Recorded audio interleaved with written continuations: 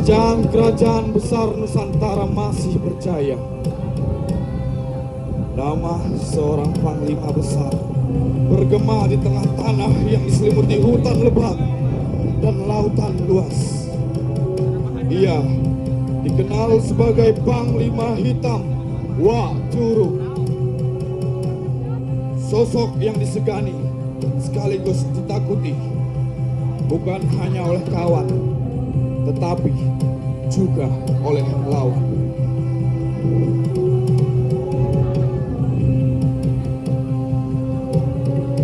Wak Turub disebut hitam bukan karena kulitnya, melainkan karena balutan jubah gelap legam yang senantiasa ia pakai dalam setiap pertempuran. Dipadukan dengan keris bermata dua yang diyakini ditempa di sebuah puncak gunung berapi, membuatnya menjadi bayangan maut di antara kobaran api pertempuran.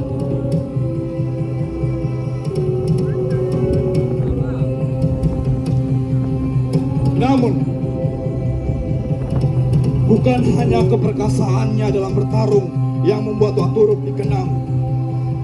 Ia dikenal sebagai panglima yang memiliki ilmu kanuragan tingkat tinggi. Mampu berlari secepat angin, menghilang di antara kabut. Bahkan, kabarnya sanggup memanggil badai ketika pasukannya terdesak. Kisah rakyat menyebutkan, setiap kali Wak Turub marah, langit di atasnya akan berubah menjadi kelam, seakan seluruh alam tunduk pada perintahnya. Meskipun ia disebut pangeran hitam yang mengerikan, sejatinya Wak Turub adalah sosok yang setia dan berhati mulia. Ia senantiasa menjaga rakyat dan tanah airnya dari setiap serangan.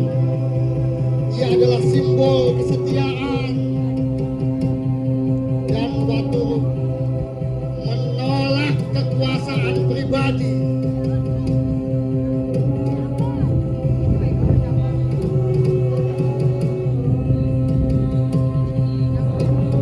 Ia berdiri di garis depan bersama rakyat dan di antara bahaya. Keberaniannya, ya, keberaniannya itu yang menjadikan dia legenda hidup. Dan pasukannya selalu berteriak lantang.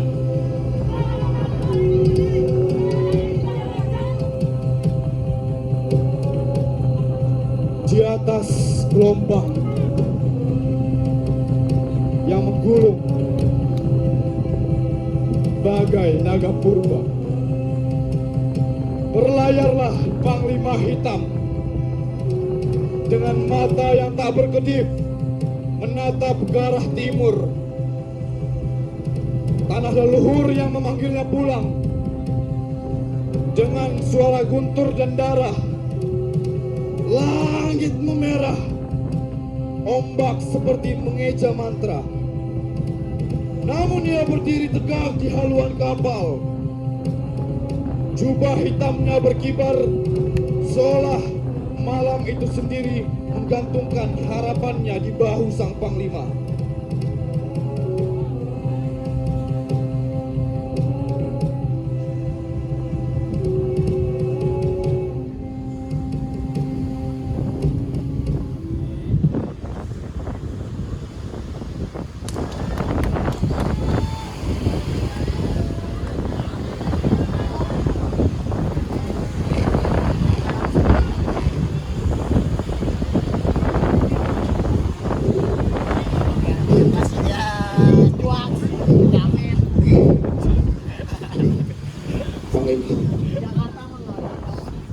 Apakah Anda benar-benar yakin dengan keputusan ini? Musuh banyak, jalan penuh bahaya. Apakah Raja Mataram benar-benar layak menerima seluruh darah dan jiwa kita? Adinda, semenjak kita disumpah sebagai prajurit, kesetiaan kepada Raja Mataram adalah harga mati. Hidup tanpa setia adalah aib. Lebih baik tubuh ini hancur di medan pertempuran daripada nama Waturu tercatat sebagai pengkhianat. Namun Panglima, bagaimana jika perkobaran kita ini hanya akan terlupakan? Bagaimana jika darah kita hanya akan menjadi debu bagi sejarah? Adinda, kesetiaan bukan untuk dikenal, tetapi kesetiaan adalah cara untuk membela negeri. Kita berjuang ini bukan untuk balas jasa. Kita berjuang untuk Mataram tetap tegak.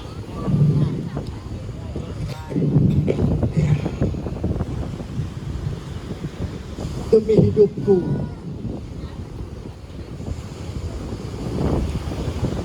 demi jiwaku,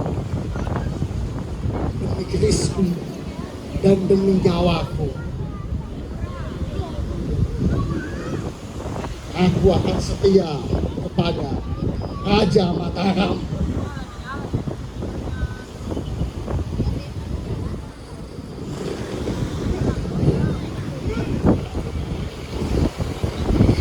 Di ujung kapal yang bersandar diam pada dermaga tua, dua bayang berselimut cahaya senja sedang berdiri tegak. Angin laut meniup jubah mereka seperti bisikan masa lalu. Mereka bukan lagi dua manusia, melainkan dua pemikiran, dua jenderal, dan dua dunia yang telah menari dalam debu peperangan.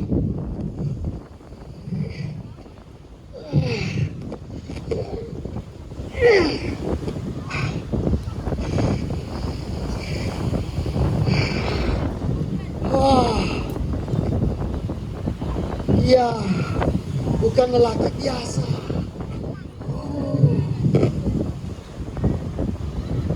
Ia adalah bayang-bayang dalam badai yang menanggung malam, menampar maut dengan telapak tangannya sendiri. Di dadanya tidak berdenyut takut, yang berdegup hanya satu, hasrat untuk mengembalikan tanah kepada tuannya.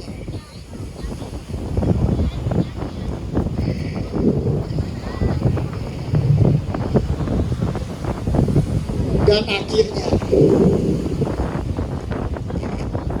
kita sampai ke Batavia.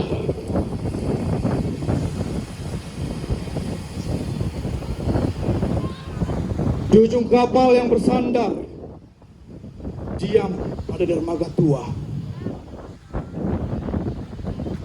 dua sosok bayangan berselimut cahaya senja sedang berdiri tegak. Angin laut meniup jubah mereka seperti bisikan masa lalu. Mereka bukanlah lagi dua manusia, melainkan dua pemikiran, dua dunia, dua jenderal yang telah menari dalam debu peperangan. Namun malam itu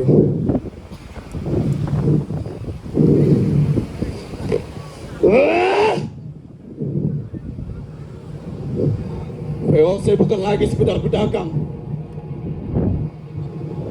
Mereka menanam kuku di bumi Jawa. Hari ini mereka menjarah. Besok mereka akan mencabut akar dari kerajaan kita. Aku tidak akan diam.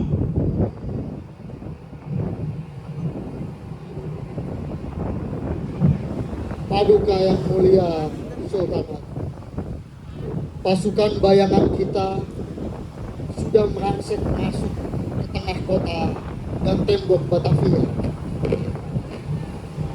Mereka tahu jalur air, mereka juga tahu jalur logistik, Paduka. Yang kami butuhkan adalah perintah, Paduka. Dan malam ini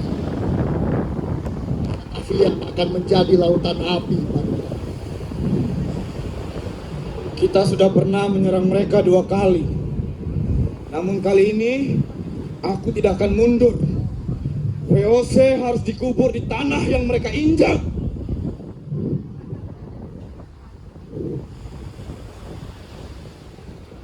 Astaga.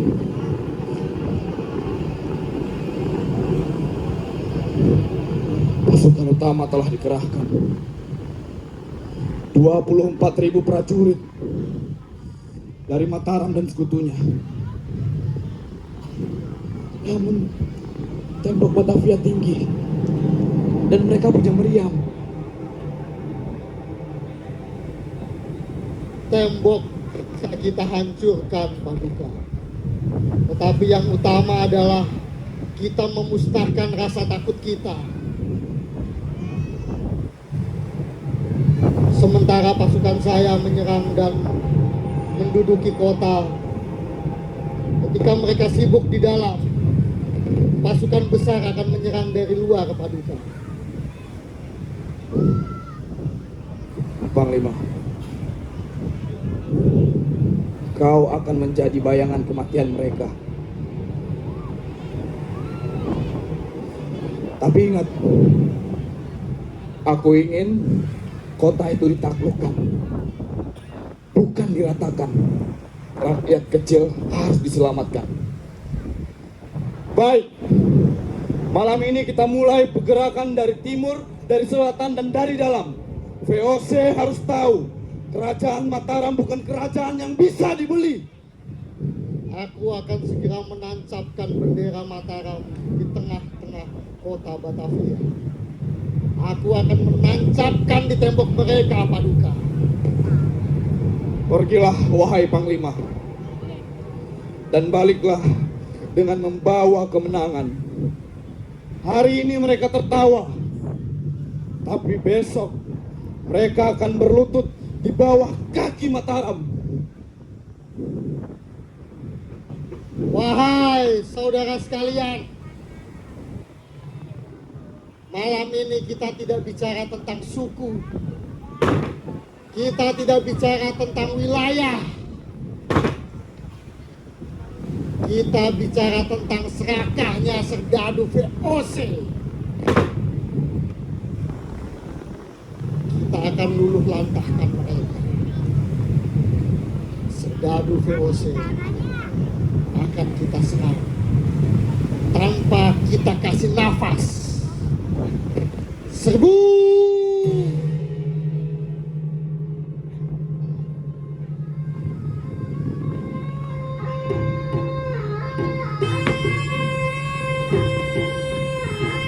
Biarlah mereka tahu bahwa tanah ini punya Tuhan. Demi tanah, demi darah, demi masa depan anak cucu kita, VOC harus tumbang. Kris dicabut, kilau pusaka menyambar cahaya, dan pertarungan pun tak terelakkan. Tentang gemah besi berdesing ke langit, seperti nyanyian maut yang ditabuh para dewa. Tubuh-tubuh menerjang, mereka bukan sekedar bertempur, mereka menari di lautan manusia. Tarian darah, tarian keberanian, tarian takdir. Kembang tulip gugur satu persatu, layu, terinjak, terlupakan.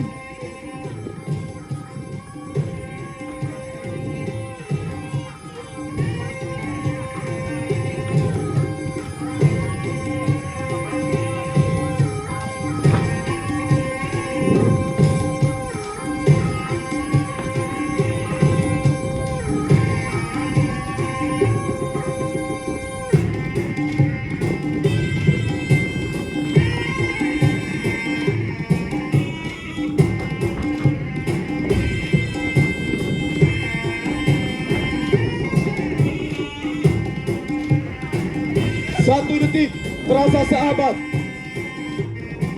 Pedang beradu tombak menusukkan di sela waktu yang retak. Terdengar bisikan arwah leluhur yang menjaga jiwa-jiwa prajurit. Ia, sang sejarah mencuri waktu umat manusia, berdiri di garis abadi antara hidup dan mati. Mata terjaga, memerah, mulut menggeram, teriakan bumi, teriakan yang menggetarkan langit. Demi tanah ini, demi negeri yang kucintai. Mereka bukan hanya bertarung untuk raja, bukan sekedar menjaga tahta, tetapi untuk bumi pertiwi, untuk sawah dan ladang, untuk sungai yang mengalir memberi hidup, untuk cucu-cucu bangsa yang belum lahir. Dan perang pun menjelma kidung. Kidungan perpisahan bagi yang gugur, kidungan kebangkitan bagi yang bertahan. Sejarah akan menulis dengan darah bahwa di medan itu kesetiaan telah menjadi nafas terakhir para pejuang negeri.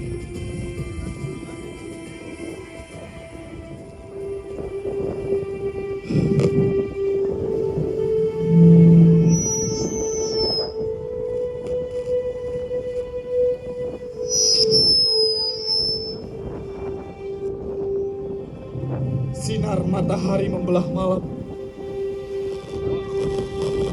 Namun adakah kalian lihat, wahai hadirin, bunga lontar, kembang waru yang dahulu mekar gagah di tanah kita, kini layu, gugur, dan hilang dalam bayang-bayang. Pagi membuka kenyataan akhir. Ya, pagi yang dingin.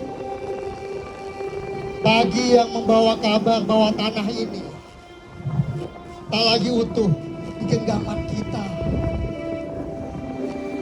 VOC, ya, VOC.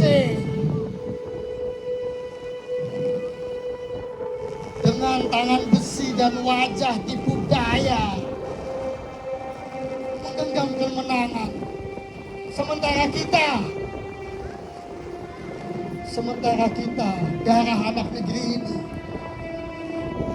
hanya menjadi saksi.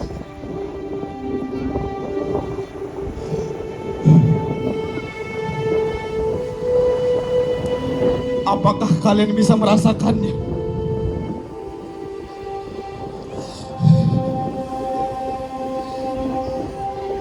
Jeritan ibu yang kehilangan anak laki-lakinya.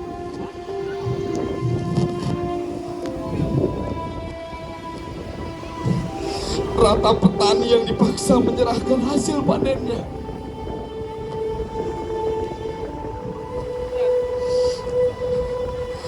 Air mata anak gadis kecil yang tak lagi bisa keluar.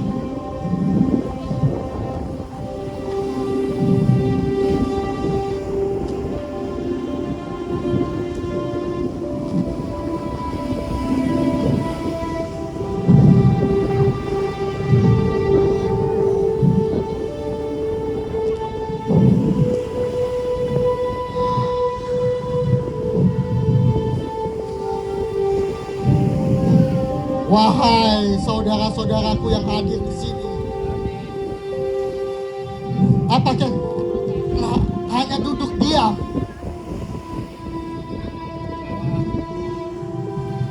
Apakah kita hanya membiarkan bunga waru itu tak pernah mekar lagi? Ataukah kita akan berdiri menyambung sumpah para pendahulu kita bahwa tanah ini, tanah kita, tidak akan selamanya terikat rantai penjajah? Karena selagi matahari masih berani membelah malam, maka masih ada harapan. Dan harapan itu ada di mata kalian semua, ada di hati kita bersama. Panglima Hitam naik ke geladak kapal, menatap ke belakang. pada negeri yang ia cintai sepenuh jiwa.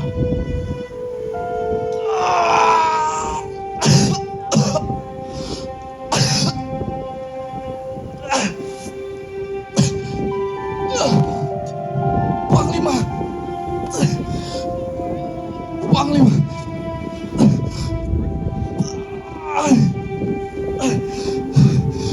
Panglima, kita kalah. Lalu apa yang tersisa bagi kita, Panglima? Kekalahan bukan akhir dari kita. Selama cinta masih terus bernyala, perjuangan ini akan tetap hidup. Hidup, Hidup! hidup!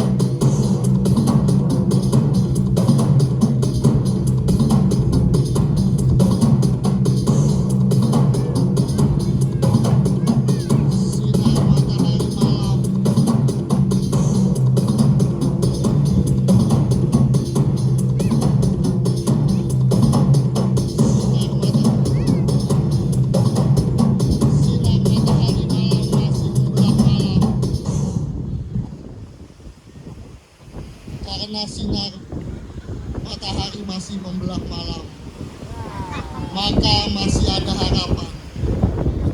Dan harapan itu ada di mata kalian, ada di hati kita bersama. Panglima Hitam naik ke geladak kapal menatap ke belakang. Pulau ini akan menjadi sejarah. Jangan kau hapus jejak perjuangan ini. Mesti aku dirundung kalah.